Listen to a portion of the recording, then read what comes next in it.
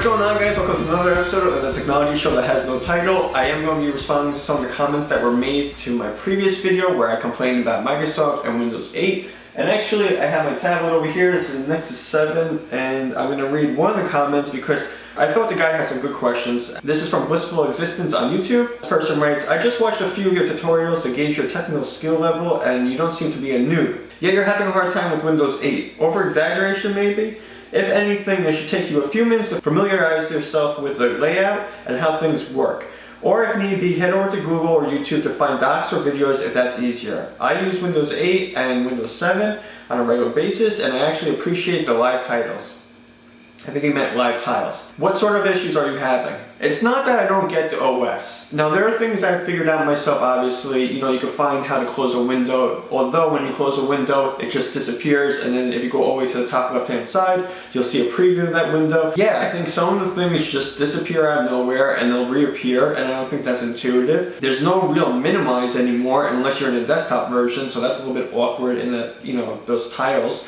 And even for something as simple as starting a computer with your desktop was a huge issue. It doesn't come as a default. So how to do a workaround for that. And I mean, for something like as easy as that, I shouldn't have to create a task and find some workaround. And I Googled that and I found the answer, but that's not the answer for a normal user. And I realized that, I do use a lot of software, and thanks for checking out my tutorials. I do appreciate that. And yeah, I mean, I think I can understand these things fairly quickly, but is the other user who doesn't really go on the computer that much, and is it intuitive enough for that person? Now that's what I'm really talking about. If it's just me in front of a camera complaining about Windows or Microsoft 8, that's one thing. But when you have so many people in the industry and you have so many users saying the same thing about this platform, we need to start addressing the issues or talking about a change. Now, as far as I'm concerned, Microsoft releases another version of Windows that's not really polished. And you go back to Vista, and that was a huge disaster. And even something I've seen on Google+, it basically shows every other version of Windows that had huge issues. I'm not saying there's not room for improvement for them. It's just that my personal feeling is that I don't want to wait for that improvement. I think they've had too many chances to refine this OS. I really don't know what else they can do to make it better where I would want to use it again. And the point being is that when I use Windows, I do feel that it gets in the way of my work. We can agree to disagree. So personally, I am a little bit tired of Windows. I think it's time to move on away from Windows. It's like breaking up with a girlfriend, or even worse, a wife. And it's time to move on to someone else. Is it going to be Apple? I have no idea. Apple is like the pricey girlfriend who wants to screw you over and spend all your money and then ask you if you had a great day. I don't know. That's how I view Apple. So I'm not the biggest Apple fan either. And actually, I think these two companies have had too much control of the market, and I appreciate the person who commented and said, how about Linux? Because we need to start getting away from Apple versus Microsoft. It's been there, done that. They've been around for a long time. And as far as I'm concerned, yes, when I did mention Google, they can't hold a full version of an Adobe product right now. I'm not interested in getting a Chromebook. I have to do my work using Adobe software, so I need the operating system to be able to hold that software. So if Google wants to get in the game and be able to work with that kind of software, I'll be most interested in getting something from them. And as far as the comments from that CEO from Samsung, if you didn't know, he was making some comments about Windows 8, and he kind of blamed Microsoft for the decline in PC sales.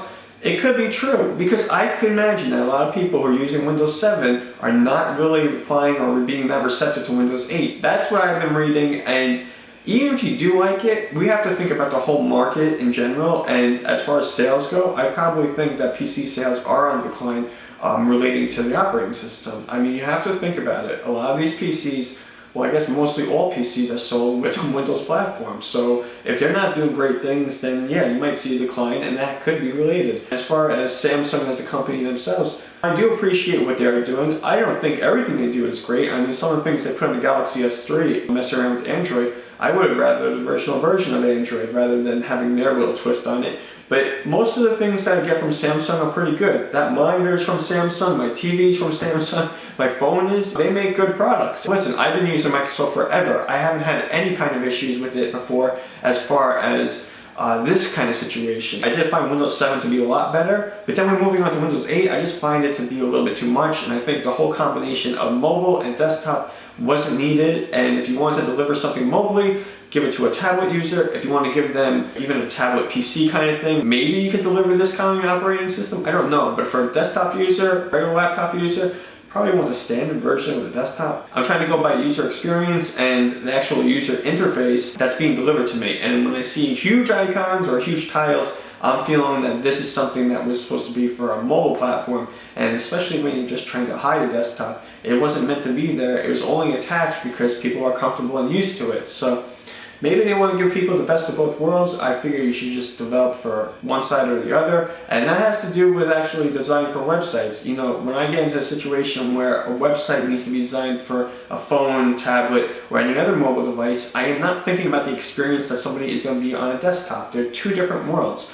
When you do this through a phone and a tablet, you have a much different experience when you're trying to move a mouse or going on a touchpad. They're just different. And if you can understand that much, you can understand my problems with what Microsoft is doing with Windows 8, or has done with Windows 8. So that's my explanation about that, and I'm happy that people are engaging with these videos and actually leaving comments. Whatever it is, your opinion, my opinion, they both count. So that's it. I hope you guys enjoyed this video. If you like to give it a thumbs up, and I'll see you around. Cheers.